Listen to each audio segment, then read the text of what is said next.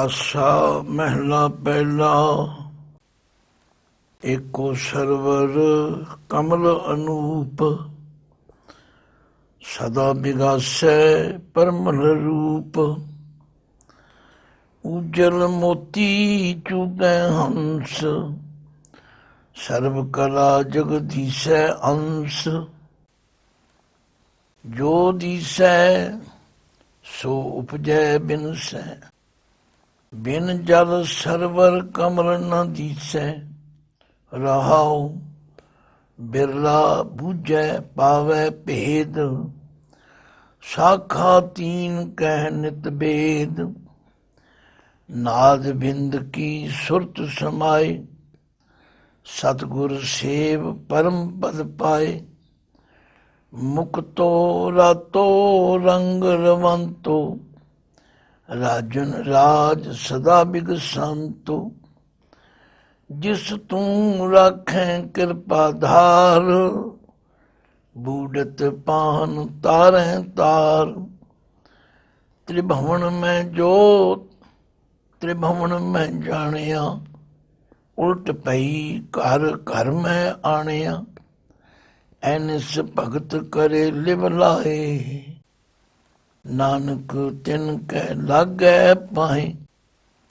वाहिगुरु जी का खालसा, वाहिगुरु जी की फतेह। धन धन श्री गुरु नानक देव जी महाराज दे समझाउण ते प्रेरणा करन, सिक्ख्या देण दा ढंग कितना कमाल है। कहंदे हे प्यारिओ, ये जो सत्संग है एक सरोवर है। इस सरोवर दे अंदर वो अनूप कमल खिड़दा है। जिवें सरोवर तो बिना, पानी तो बिना कमल फुल खिड़ नहीं सकता, इसी तरह साध संगत में जाके हिरदा रूपी कमल जिहड़ा है वो खिड़दा। इसलिए बाणी विच बार बार सानू प्रेरणा की गई कि सत संगत कैसी जानी है, जिथे एको नाम बखानी। बड़ भागी हर संगत पावे, भागहीन ब्रह्म चोटां खावे। बिन भागा सतसंग न लभे, बिन संगत मैल भरीजै जी। तो सतसंगत रूपी जो सरोवर है, ਇਹਦੇ ਵਿੱਚ ਜਿਹੜੇ ਮਨੁੱਖ ਜੁੜੇ ਰਹਿੰਦੇ ਨੇ, ਉਹਨਾਂ ਨੂੰ ਇਹ ਸੋਝੀ ਪ੍ਰਾਪਤ ਹੁੰਦੀ ਕਿ ਜੋ ਦੀਸੈ ਸੋ ਉਪਜੈ ਬਿਨਸੈ। ਇਹ ਜੋ ਕੁਝ ਨਜ਼ਰ ਆ ਰਿਹਾ, ਜੋ ਦੀਸੈ, ਇਹਦੇ 'ਚ ਕਿਸੇ ਇੱਕ ਇੱਕ ਚੀਜ਼ ਦੀ ਗਿਣਤੀ ਕਰਨ ਦੀ ਲੋੜ ਨਹੀਂ। ਜੋ ਦੀਸੈ ਸੋ ਉਪਜੈ ਬਿਨਸੈ, जो उपज्यो सो बिनस है। परो आज के काल, सत संगत रूपी सरोवर विच जान करके ये मनुख नूं समझ आती। जो दीसै सो उपजै बिनसै। हुण अखरी अर्थ सारे जान गए, पर यह गल हिरदे विच दृढ़ हो जाए। दृष्टमान है सगल मथेना, जो आया तो चलसी। सब कोई आई वारी है, जिसके जी प्राण है। क्यों साहिब मनो विसारी है, अपना हथी अपना आपे ही काज सवारी है। आखिर जिस तरह बिन जल सरवर कमल न दिसै, सरवर दे रारे नूं सियारी है। जिमें सरवर विच जल ना होवे ते कमल कित्थों पैदा हो जाए। सचमुच इसे तरह सतसंगत भी जान करके मेरा तुहाडा जिहड़ा हिरदा रूपी कमल है ना, वो खिड़ जाएगा। इसलिए महाराज कहते हैं, भाई सुनो, सुनन दे नाल बड़ियां ताकतां मिलदियां। सुनिया सिद्ध पीर सुरनाथ, सुनिया तर तफल आकाश। ये सारिया सुनिया दियां 4 पौड़ियां भी सुनन की महिमा दसी। फिर निरा सुनी ना जाओ, मन्ने की गत कही न जाए। बस जदों सतसंगत रूपी सरोवर में जावांगे, फिर ये हिरदे रूपी कमल की समझ आवे, ਇਹਦੇ ਨਾਲ ਸਾਡਾ ਸੰਬੰਧ ਜੁੜੇਗਾ। ਹਾਲੀ ਤੇ ਅਸੀਂ ਬਾਹਰ ਹੀ ਤੁਰੇ ਫਿਰਦੇ, ਹਾਲੀ ਅਸੀਂ ਜੋ ਕੁਝ ਕਰਦੇ ਹਾਂ ਬਾਹਰ ਮੁਖੀ ਕਰ ਰਹੇ ਹਾਂ। ਪਰ ਸੰਗਤ ਰੂਪੀ ਸਰੋਵਰ ਵਿੱਚ ਜਾਣ ਕਰਕੇ ਜੋ ਦੀਸੈ ਸੋ ਉਪਜੈ ਬਿਨਸੈ, ਸਮਝ ਆ ਜਾਏ ਜੋ ਨਜ਼ਰ ਆ ਰਿਹਾ ਹੈ ਇਹ ਸਭ ਨਾਸ ਹੋ ਜਾਏ।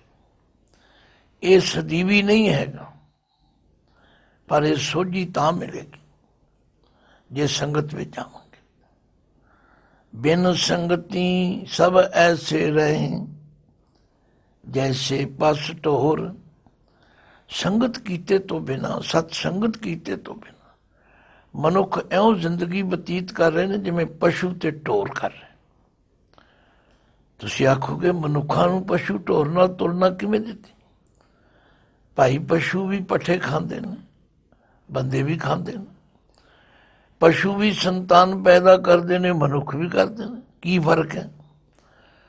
फर्क तो एको ही है, जे ये परमात्मा का नाम जपे तो, जे सत्संगत में जावे।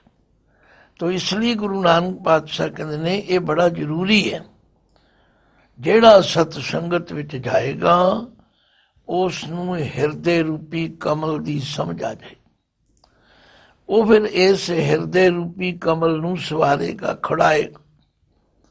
लो फिर आरंभ में चलो। एको सरवर, इको एक सरवर है सोना, ये तालाब सतसंगत। कमल अनूप, सतसंगत रूपी सरोवर विच वो सोहणे हिरदे कमल खिड़ते हैं। अनूप का मतलब है जिन्हों की किसी नाल तुलना नहीं की जा सकती। रोज पढ़ते हैं, सुनिया दुख पाप का नाश, नानक भगतां सदा विकास। सतसंगत रूपी सरोवर विच वो हिरदे रूपी कमल खिड़ते हैं, जेड़े गुरमुख माई पाई निता प्रति सतसंगत करते हैं। श्री गुरु ग्रंथ साहिब की बाणी का सहज पाठ करते हैं, नितनेम करते हैं, हर वेले वाहिगुरू नूं याद करते, उन्हां दा हिरदा रूपी कमल खिड़ जांदा। एको सरवर कमल अनूप, सदा विगासै परमल रूप। सदा हमेशा विगासै खिड़े रहंदे, जिन्हों असीं कहने ना चढ़दी कला। वो दुख होवे सुख होवे ओदी रजा विच राजी रहंदे, वो कदे मरजाउंदे नहीं। साडी हालत ते बाणी च लिखी, असीं की करते हैं। माटी को पुतरा कैसे नचत है, देखे देखे सुने बोले, दौड़ो फिरत है। जब कछ पावे तब गर्व करत है, माया गई तब रोमन लगत है। साडे मन की हालत तो यह है, खिन में उपजै खिन में बिनसै। कब हूँ जियड़ा ऊब चढ़त है, कब हूँ जाए प्याले। लोभी जियड़ा थिर न रहत है, चारे कुंडा भाले। जे साडी मर्जी की गल हो जाए, आह फिर तो बधाइयां, फिर तो एक दूजे नूं गिफ्ट। ते जे साडी मर्जी दे उल्ट हो जाए, फिर साडा जिहड़ा हिरदा रूपी कमल है ना वो मुरझा जाता। गुरु नानक पातशाह कहते ने एक सतसंगत रूपी सरोवर ऐसा है जिहदे विच हिरदे रूपी कमल खिड़दे। एको सरवर कमल अनूप, सदा विगासै परमल रूप। खिड़िया होया फुल परमल सुगंधी भी दिंदा ते सोहना भी लगदा। क्यों जी, कदे कोई मुरझाया होया फुੱਲ सुगंधी दिंदा? कदे मुरझाया फुੱਲ सोहना लगदा? तुसीं आखोगे नहीं। भौरा हमेशा खिड़े फुੱਲ ते आके बैठदा क्योंकि ਉਹਨੂੰ ਸੁਗੰਧੀ ਮਿਲਦੀ। ਇਹ ਬੜੀਆਂ ਡੂੰਘੀਆਂ ਗੱਲਾਂ ਗੁਰੂ ਨਾਨਕ ਪਾਤਸ਼ਾਹ ਨੇ ਸਮਝਾਈਆਂ। ਇਸੇ ਲਈ ਮਹਾਰਾਜ ਜਿੱਥੇ ਵੀ ਗਏ ਉਹਨਾਂ ਨੇ ਸਭ ਤੋਂ ਵੱਡਾ ਪਰਉਪਕਾਰ ਕੀਤਾ ਕਿ ਸਤਸੰਗਤ ਕਾਇਮ ਕੀਤੀ। ਅੱਜ ਵੀ ਦਾਸ ਜਦੋਂ ਹਿੰਦੁਸਤਾਨ ਦੇ ਟੂਰ ਤੇ ਗਿਆ ਤੇ ਪੁਰਾਤਨ ਜਿਤਨੇ ਗੁਰੂ ਘਰ ਸਨ ਉਹਨਾਂ ਦੇ ਨਾਮ ਨੇ ਪੁਰਾਣੀ ਸੰਗਤ, ਟਕਸਾਲ ਸੰਗਤ, ਸੱਚੀ ਸੰਗਤ, ਨਵੀਂ ਸੰਗਤ। ਇਹਦਾ ਮਤਲਬ ਗੁਰੂ ਨਾਨਕ ਦੇਵ ਜੀ ਜਿੱਥੇ ਗਏ ਉਹਨਾਂ ਨੇ ਸੰਗਤ ਕਾਇਮ ਕੀਤੀ ਕਿਉਂਕਿ ਉਹ ਸਮਝਦੇ ਸੀ ਸਰੋਵਰ ਤੋਂ ਬਿਨਾਂ ਕਮਲ ਫੁੱਲ ਨਹੀਂ ਖਿੜ ਸਕਦੇ। ਏਕੋ ਸਰਵਰ ਕਮਲ ਅਨੂਪ ਸਦਾ ਵਿਗਾਸੈ ਪਰਮਲ ਰੂਪ। ਭਾਈ ਉਸ ਸਤਸੰਗਤ ਰੂਪੀ ਸਰੋਵਰ ਵਿੱਚ ਜਿਹੜੇ ਹਿਰਦੇ ਰੂਪੀ ਕਮਲ ਖਿੜ ਉਹ ਸਦਾ ਖੇੜੇ ਵਿੱਚ ਰਹਿਣਗੇ ਔਰ ਉਹਨਾਂ ਦੇ ਕੋਲੋਂ ਸੁਗੰਧੀ ਮਿਲੇਗੀ। ਉਹ ਜਿੱਥੇ ਵੀ ਜਾਣਗੇ, ਜਿੱਥੇ ਵੀ ਬੈਠਣਗੇ ਚੰਗੀ ਗੱਲ ਕਰਨਗੇ। ਇਹ ਸੁਗੰਧੀ ਹੈ। ਉਜਲ ਮੋਤੀ ਚੁਗੈ ਹੰਸ, ਉਹਨਾਂ ਦੀ ਬਿਰਤੀ ਹੰਸਾਂ ਵਰਗੀ ਬਣ ਜਾਏ। ਬਾਣੀ 'ਚ ਲਿਖਿਆ ਹੈ ਕਿ ਗੁਰ ਸਾਗਰ ਰਤਨੀ ਭਰਪੂਰੇ, ਅੰਮ੍ਰਿਤ ਸੰਤ ਚੁਗੈ ਨਹੀਂ ਦੂਰੇ। ਹਰ ਰਸ ਚੋਗ ਚੁਗੈ ਪ੍ਰਭ ਭਾਵੈ, ਸਰਵਰ ਮੈਂ ਹੰਸ ਪ੍ਰਾਨ ਪਤ ਪਾਵੇ। ਕਿਆ ਬਗ ਵਪੜਾ ਛਪੜੀ ਨਹਾਏ, ਕੀਚੜ ਡੂਬੈ ਮੈਲ ਨ ਜਾਏ। ਰਖ ਰਖ ਚਰਨ ਧਰੇ ਵਿਚਾਰੀ, ਦੁਬਦਾ ਛੋੜ ਬਹਿ ਨਿਰੰਕਾਰੀ। ਮੁਕਤ ਪਦਾਰਥ ਹਰ ਰਸ ਚਾਖੇ, ਆਵਣ ਜਾਣ ਰਹੇ ਗੁਰ ਰਾਖੇ। ਸਰਵਰ ਹੰਸਾ ਛੋੜ ਨਾ ਜਾਏ। ਉਹ ਫਿਰ ਜਿਹੜੇ ਹੰਸ ਰੂਪੀ ਸਤਸੰਗੀ ਹੁੰਦੇ ਨੇ ਉਹ ਕਦੇ ਸਤਸੰਗਤ ਰੂਪੀ ਸਰੋਵਰ ਨੂੰ ਛੱਡ ਕੇ ਨਹੀਂ ਜਾਂਦੇ। ਉਹ ਫਿਰ ਕੀ ਕਰਦੇ ਨੇ? ਸਤਸੰਗਤ ਵਿੱਚ ਆਉਂਦੇ ਨੇ ਤੇ ਸਤਸੰਗਤ ਵਿੱਚ ਆ ਕੇ ਉਜਲ ਮੋਤੀ ਚੁਗੈ ਹੰਸ, ਉਹਨਾਂ ਨੂੰ ਹੰਸ ਕਿਹਾ ਜਾਂਦਾ। ਉਹ ਹੰਸ ਬਿਰਤੀ ਦੇ ਮਾਲਕ ਬਣ ਜਾਂਦੇ ਤੇ ਜਿਹੜੇ ਬਗਲੇ ਨੇ ਉਹ ਵੀ ਜਾਂਦੇ ਨੇ ਪਰ ਉਹਨਾਂ ਦੀ ਸੋਚ ਬਸ ਮੱਛੀਆਂ ਡੱਡੀਆਂ ਤੱਕ ਹੀ ਹੁੰਦੀ। ਉਹ ਉੱਥੇ ਬੈਠੇ ਵੀ ਭੈੜੇ ਪਾਸੇ ਧਿਆਨ ਦਿੰਦੇ ਤੇ ਜਿਹੜੇ ਮੋਤੀ ਚੁਗਦੇ ਨੇ, ਜਿਹੜੇ ਮੱਤ ਵਿੱਚ ਰਤਨ ਜਵਾਹਰ ਮਾਣਿਕ, ਜੇ ਇੱਕ ਗੁਰ ਕੀ ਸਿੱਖ ਸੁਣੀ, ਉੱਥੇ ਫਿਰ ਸਦਾ ਅਰਦਾਸ ਕਰਦੇ ਨੇ, ਗੁਰਾ ਇੱਕ ਦੇ ਬੁਝਾਈ, ਸਭਨਾ ਜੀਆਂ ਕਾ ਇੱਕ ਦਾਤਾ, ਸੋ ਮੈਂ ਵਿਸਰ ਨ ਜਾਈ। ਉਹ ਫਿਰ ਸਰਬ ਕਲਾ ਜਗਦੀਸ਼ੈ ਅੰਸ਼, ਸਰਬ ਕਲਾ ਜੋ ਸਾਰੀਆਂ ਸ਼ਕਤੀਆਂ ਦਾ ਮਾਲਕ ਜਗਦੀਸ਼, ਜਗਤ ਦਾ ਈਸ਼ ਹੈ, ਉਹਦੀ ਅੰਸ਼ ਬਣੇ ਰਹਿੰਦੇ ਨੇ। ਅੰਸ਼ ਦਾ ਮਤਲਬ ਹੈ ਉਹਦਾ ਹਿੱਸਾ ਬਣੇ ਰਹਿਣ। ਭਗਤ ਕਬੀਰ ਜੀ ਤਾਂ ਹੀ ਕਹਿੰਦੇ ਨੇ, ਕਹੋ ਕਬੀਰ ਤੂੰ ਰਾਮ ਕੀ ਅੰਸ਼, ਜਸ ਕਾਗਜ਼ ਪਰ ਮਿਟੇ ਨ ਮੰਸ। ਪਰ ਅਸੀਂ ਅੰਸ਼ ਨਹੀਂ ਬਣਦੇ, ਅਸੀਂ ਆਪਣੇ ਆਪ ਨੂੰ ਕੁਝ ਹੋਰ ਹੀ ਬਣਾ ਲੈਣਾ। ਜਬ ਇਹ ਮਨ ਮੈਂ ਕਰਤ ਗੁਮਾਨਾ, ਤਬ ਇਹ ਬਾਵਰ ਫਿਰਤ ਬਗਾਨਾ। ਜਬ ਧਾਰੈ ਕੋ ਬੈਰੀ ਮੀਤ, ਤਬ ਲਗਨੇ ਚਲ ਨਾਹੀ ਚੀਤ। ਜਬ ਲਗ ਮੋਹ ਮਗਨ ਸੰਗ ਮਾਏ, ਤਬ ਲਗ ਧਰਮ ਰਾਏ ਦੇ ਸਜਾਏ। ਪ੍ਰਭ ਕਿਰਪਾ ਤੇ ਬੰਧਨ ਟੂਟੇ। ਤੋ ਜਿਹੜੇ ਇਸ ਸਤਸੰਗਤ ਰੂਪੀ ਸਰੋਵਰ ਵਿੱਚ ਜੁੜੇ ਰਹਿੰਦੇ ਉਹਨਾਂ ਨੂੰ ਮੋਤੀ, ਹੰਸ, ਹੀਰੇ ਚੁਗਦੇ ਨੇ। ਭਾਵ ਚੰਗੀਆਂ ਗੱਲਾਂ ਗ੍ਰਹਿਣ ਕਰਦੇ ਨੇ, ਔਗੁਣਾਂ ਦਾ ਤਿਆਗ ਕਰਦੇ ਨੇ। ਮਹਾਰਾਜ ਇਸ ਲਈ ਕਹਿੰਦੇ ਨੇ, ਭਾਈ ਇਸ ਸਰੀਰ ਦੇ ਅੰਦਰ ਹੀ ਸਭ ਕੁਝ ਹੈ ਤੇ ਸਾਡਾ ਫਰਜ਼ ਹੈ ਚੰਗੀਆਂ ਚੀਜ਼ਾਂ ਨੂੰ ਗ੍ਰਹਿਣ ਕਰਨਾ। ਗੁਣਾ ਕਾ ਹੋਵੇ ਵਾਸੁਲਾ ਕੱਢ ਵਾਸ ਲਈ ਜੈ। ਜੇ ਗੁਣ ਹੋਵਣ ਸਾਜਨਾ ਮਿਲ ਸਾਂਝ ਕਰੀਜੈ।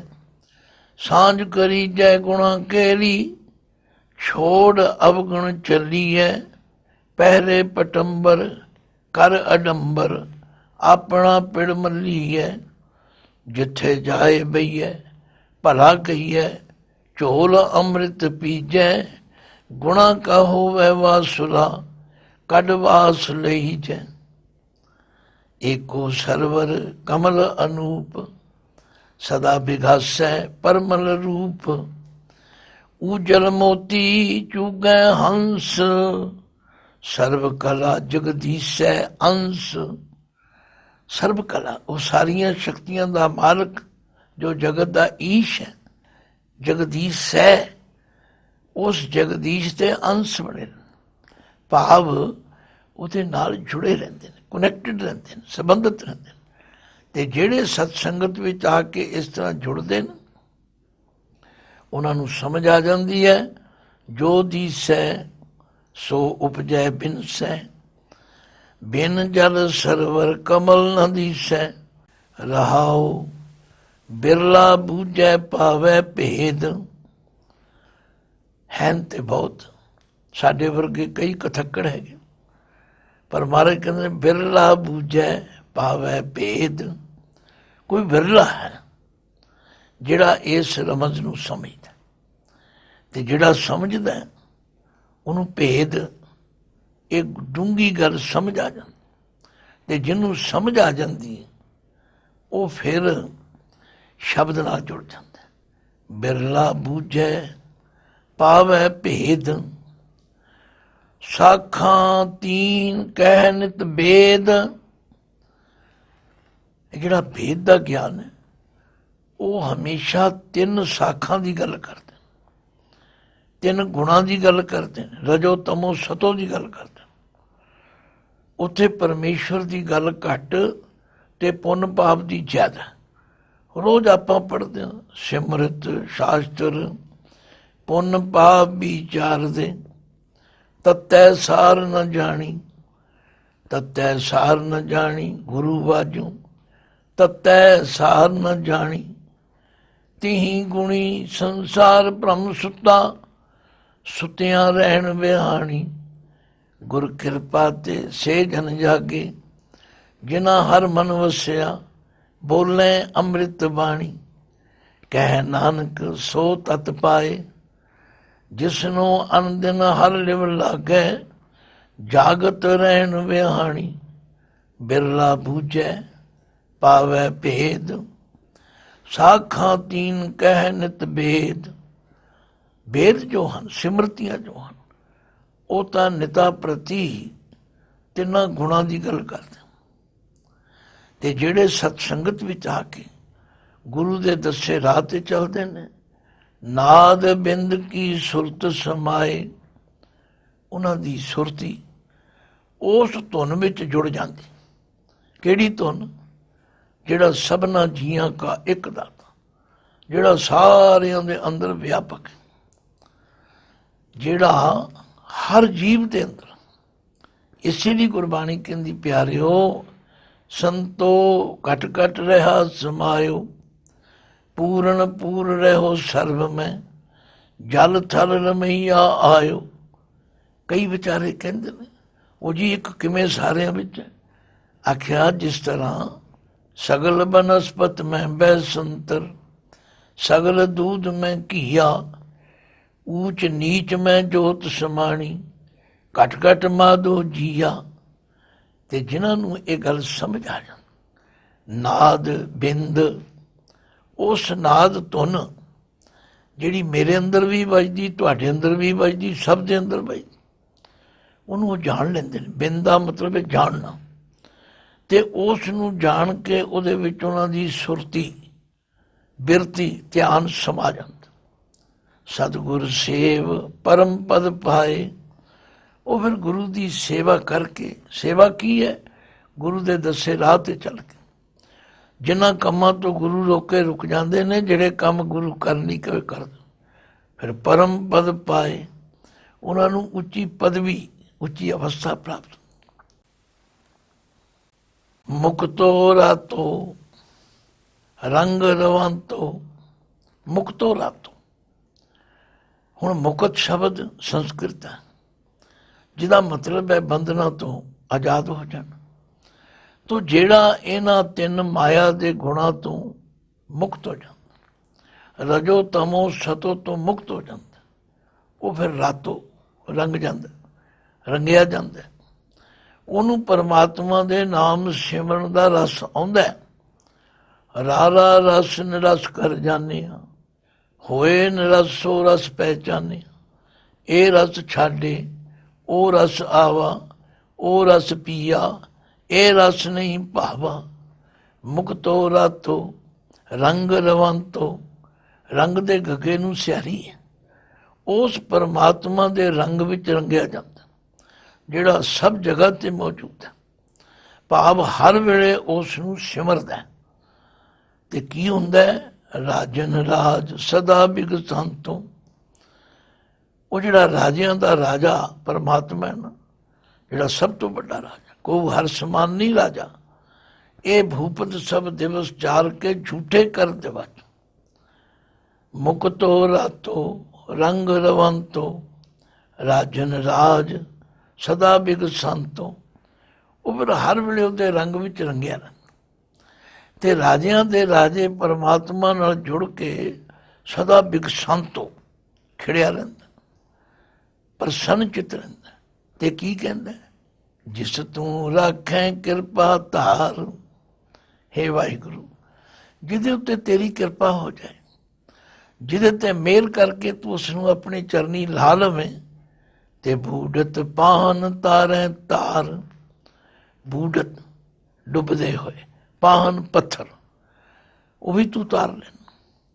ਸਾਧ ਸੰਗਤ, ਜਿਨ੍ਹਾਂ ਦੇ ਜੀਵਨ ਪੜ੍ਹ ਕੇ ਅਸੀਂ ਸੁਣਦੇ, ਕਿਧਰੇ ਗਨਕਾ ਪਾਪਣ ਸੀ, ਕਿਧਰੇ ਅਜਾ ਮਲ ਵਰਗੇ ਸੀ, ਕਿਸ ਕਿਸ ਦੀ ਮਿਸਾਲ ਦਿੱਤੀ ਜਾਏ।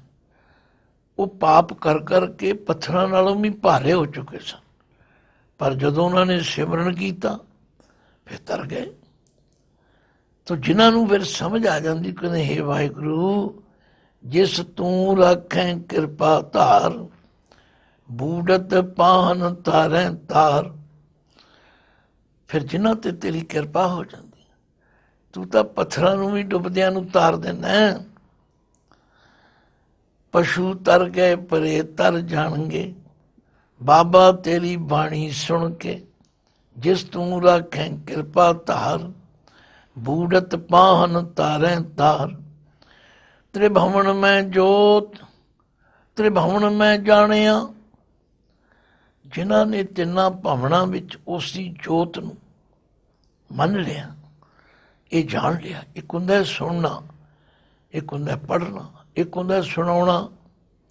ਭਗਤ ਜੀ ਕਹਿੰਦੇ ਨੇ, ਕਿਆ ਪੜ੍ਹੀਏ ਕਿਆ ਗੁਨੀਏ, ਕਿਆ ਵੇਦ ਪੁਰਾਨਾ ਸੁਣੀਏ। ਪੜ੍ਹੇ ਸੁਨੇ ਕਿਆ ਹੋਈ, ਜੋ ਸਹਿਜ ਨ ਮਿਲੇ ਹੋ ਸੋਈ। ਹਰ ਕਾ ਨਾਮ ਨ ਜਪਸ ਗਵਾਰਾ, ਕਿਆ ਸੋਚੈ ਬਾਰੰਗਾਰਾ। ਬਸ ਜਿਨ੍ਹਾਂ ਨੇ ਸਤਸੰਗਤ ਵਿੱਚ ਆ ਕੇ ਤ੍ਰਿਭਵਨ ਮੈਂ ਜੋਤ, ਤ੍ਰਿਭਵਨ ਮੈਂ ਜਾਣਿਆ, ਉਲਟ ਬਈ ਘਰ ਘਰ ਮੈਂ ਆਣਿਆ। ਉਹਨਾਂ ਦੀ ਬਿਰਤੀ ਮਾਇਆ ਵੱਲੋਂ ਉਲਟ ਹੋ ਗਈ, ਵਿਕਾਰਾਂ ਵੱਲੋਂ ਉਲਟ ਹੋ ਗਈ, ਔਰ ਉਹਨਾਂ ਨੇ ਘਰ ਵਿੱਚ ਵਸਦੇ ਹੋਏ ਪਰਮਾਤਮਾ ਨੂੰ ਘਰ ਵਿੱਚ ਜਾਣ ਲਿਆ। ਫਿਰ ਉਹਨਾਂ ਦੀ ਅਵਸਥਾ ਬਣ ਗਈ, ਅਹਨਿਸ ਭਗਤ ਕਰੇ ਲਿਵ ਲਾਏ। ਅਹਨਿਸ ਦਿਨੇ ਰਾਤੀ ਭਗਤ ਦੇ ਤੱਤੇ ਨੂੰ ਸਿਆਰੀ ਹੈ। ਦਿਨੇ ਰਾਤੀ ਭਗਤੀ ਕਰਦੇ ਨੇ ਲਿਵ ਲਾ ਕੇ, ਦਿਖਾਵਾ ਨਹੀਂ ਕਰਦੇ। ਹਰ ਵੇਲੇ ਸਾਹਸ ਸਾਹਸ ਗੋਬਿੰਦ ਦਾ ਸਿਮਰਨ ਕਰਦੇ। ਗੁਰਮੁਖ ਰੋਮ ਰੋਮ ਹਰ ਧਿਆਵੇ। ਤ੍ਰਿਭਵਨ ਮੈਂ ਜੋਤ, ਤ੍ਰਿਭਵਨ ਮੈਂ ਜਾਣਿਆ, ਉਲਟ ਬਈ ਬਿਰਤੀ ਉਲਟ ਗਈ। ਘਰ ਘਰ ਮੈਂ ਆਣਿਆ। ਉਸ ਪਰਮਾਤਮਾ ਨੂੰ ਆਪਣੇ ਘਰ ਵਿੱਚ ਲੈ ਆਉਂਦਾ, ਪ੍ਰਗਟ ਕਰ ਲਿਆ, ਜਾਣ ਲਿਆ। ਤੇ ਐਨਿਸ ਭਗਤ ਕਰੇ ਲਿਵ ਲਾਏ। ਨਾਨਕ ਤਿੰਨ ਕਹਿ ਲਾਗੈ ਪਾਏ। ਨਾਨਕ ਜੀ ਕਹਿੰਦੇ ਨੇ, ਮੈਂ ਉਹਨਾਂ ਦੇ ਚਰਨੀ ਲੱਗਦਾ ਹਾਂ। ਪਿਆਰਿਓ, ਸਾਨੂੰ ਇਸ ਸ਼ਬਦ ਰਾਹੀਂ ਗੁਰੂ ਨਾਨਕ ਦੇਵ ਜੀ ਪ੍ਰੇਰਨਾ ਕਰਦੇ ਨੇ, ਸਤ ਸੰਗਤ ਵਿੱਚ ਆਓ। ਸਤ ਸੰਗਤ ਵਿੱਚ ਆਉਣ ਨਾਲ ਹਿਰਦਾ ਰੂਪੀ ਕਮਲ ਖਿੜ ਜਾਏਗਾ। ਇਹਦੇ ਵਿੱਚ ਸੁਗੰਧੀਆਂ ਸ਼ੁਭ ਗੁਣਾਂ ਦੀਆਂ ਪੈਦਾ ਹੋ ਜਾਣਗੀਆਂ। ਫਿਰ ਤੁਸੀਂ ਮੋਤੀ ਹੀਰੇ ਚੁਗੋਗੇ। ਫਿਰ ਹੰਸ ਬਣ ਕੇ ਉਸ ਪਰਮਾਤਮਾ ਦੀ ਅੰਸ਼ ਬਣ ਜਾਓਗੇ। ਵਾਹਿਗੁਰੂ ਜੀ ਕਾ ਖਾਲਸਾ, ਵਾਹਿਗੁਰੂ ਜੀ ਕੀ ਫਤਿਹ।